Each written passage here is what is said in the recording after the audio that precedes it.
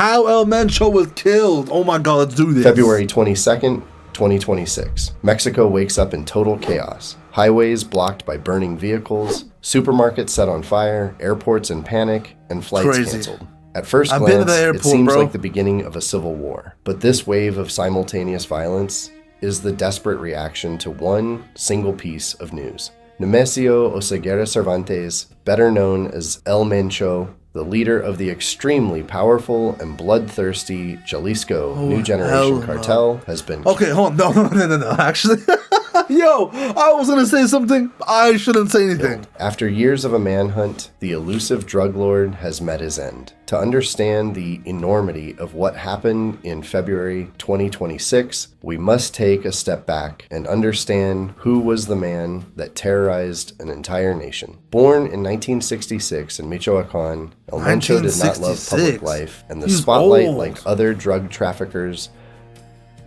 He was a ghost, a man who guided his empire from the shadows. In the 80s, at the age of only 19 years old, he was arrested in San Francisco for dealing heroin. After being convicted and subsequently deported from the United States, he even worked as a local police officer before passing definitively to the other side of the barricade. His true rise, however, begins around 2009 when he founds the Jalisco New Generation Cartel. The CJNG became, in a few years, the fastest growing criminal organization in the world. In addition to flooding the United States with fentanyl and methamphetamines, the cartel of El Mencho distinguished itself by a disturbing characteristic: its paramilitary power, explosive drones, rocket launchers, and an unprecedented ferocity that spared neither rivals, nor civilians, nor high state officials. But how do you catch a criminal who has at his disposal a private army? The answer arrived from a fatal mistake exploited by Mexican intelligence in close collaboration with the United States. And, as often happens in the history of great criminal bosses, the weak point was his inner circle. The secret agents, monitoring the movements of one of the romantic partners of Oseguera, discover a scheduled meeting in an isolated ranch in the mountains of Tapalpa. It is the opportunity they had been waiting for years. In the hours that precede the dawn of Sunday, February 22nd, the trap is sprung. Special forces and infantry, supported by helicopters, surround the area. But the reception is brutal. The personal guard of El Mencho opens fire with grenade launchers and heavy weapons to cover the escape of the boss, who throws himself desperately into the thick surrounding woods. El Mencho is tracked down among the trees, severely wounded by bullets, together with two of his bodyguards. They were shooting El Mencho like that? He is captured alive. The military authorities organize an emergency air transfer towards a hospital in Mexico City, hoping to save him to put him on trial. But it is too late. Nemesio Oseguera Cervantes dies in flight. At 59 years old, the reign of terror of El Mencho closes. But such a rapid, lethal, and ruthless rise. But where did the plane go? Think about that. Where did the plane go? Pass unnoticed beyond the border. For the United States, the Jalisco cartel was not only a criminal organization, but a true and proper threat to national security. The American Anti-Drug Agency considered El Mencho the #1 responsible for the fentanyl epidemic, the synthetic drug that was literally devastating the streets and cities of the United States. For this reason, on his head was placed one of the highest bounties ever offered in the history of crime: $15 million.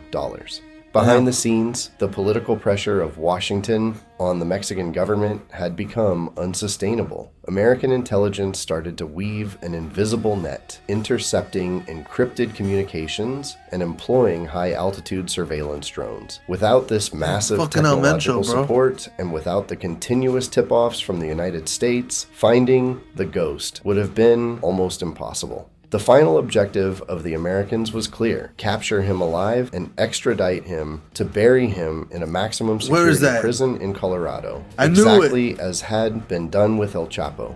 As soon as the news of his death spreads, the CJNG literally unleashes hell. The cartel's protocol is clear: create the most total chaos to terrorize the government and paralyze the army's movements. In a few hours, over 85 narco blockades are registered in 20 different states. Fundamental cities like Guadalajara are completely paralyzed. Prisons are assaulted, including a violent prison break in Puerto Vallarta. Damn. Pharmacies and supermarkets are They set freed on the fire. thugs? The government finds itself forced to deploy a colossal force, over 10,000 troops in a few days to quell the riots, in a true and proper display of military force that costs the lives of dozens of National Guard agents and suspected criminals. The killing of El Mencho is without a doubt a monumental blow. But the bloody history of Mexican drug trafficking teaches a harsh lesson. When you cut the head off the snake, often others are born. We already saw it in 2016 with the definitive El Mencho, capture why did he of do precisely that? Joaquin El Chapo Guzman. At the time, it was the power vacuum left by the arrest of El Chapo that allowed El Mencho and his newly born Jalisco cartel to expand like wildfire.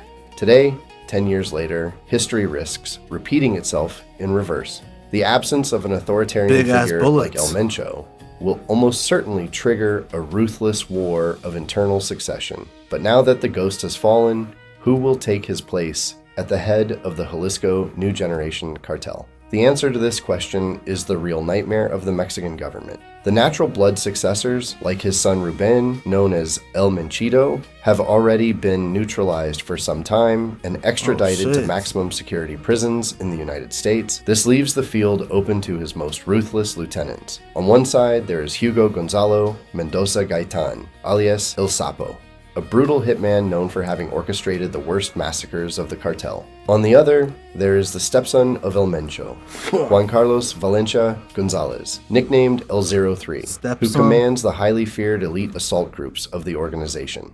Without the authoritarian and centralizing figure there's only one picture of this guy to in the maintain world? the balance, security experts are certain that the cartel will split.